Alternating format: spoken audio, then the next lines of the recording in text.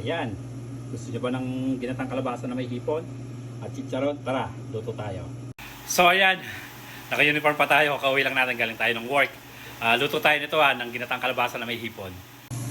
So dito, nagigisa na tayo ng ginawa ko na ng dito. Ayan, nagigisa tayo ng maraming bawang sa luya. Tapos ilagay na natin ng sibuyas. Yan igisa din natin na. At yan igisa din natin. At yan maluto. Tapos ilagay natin ng paminta. Magaluin syempre. Ayan, pag nagisa na yan, ilagay na natin itong ating kalabasa at sitaw. Kaya nga, bandami yan Pag hinintay mo, haluin na naman take ng mahilo yan.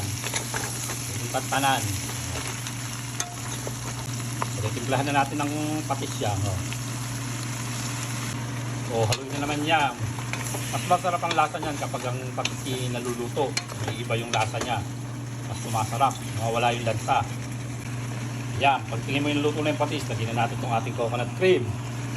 Kakang gata. Sarap.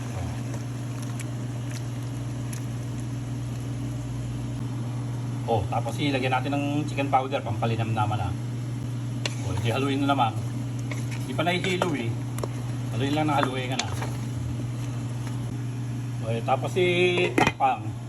Kasi yung kumulo at maluto yung kalabasa na. Ayan nga na. Pag yung nakulo na, lagyan na natin itong ating chicharon.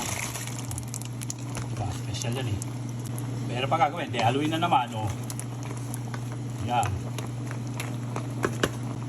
Tapos takpang na naman ka na. Ayan, nakulo na naman. Ano pang gagawin? Ilagay na natin itong ating hipon swahe. Diba? Ngayon ko lang uli na banggit yung hipon swahe. Bata pa ako nang uli ko narinig yan Ano ba yung hipon swahe? Ayan Diba? Ituloy lang natin yung hipong. Takpan na naman. Ayan.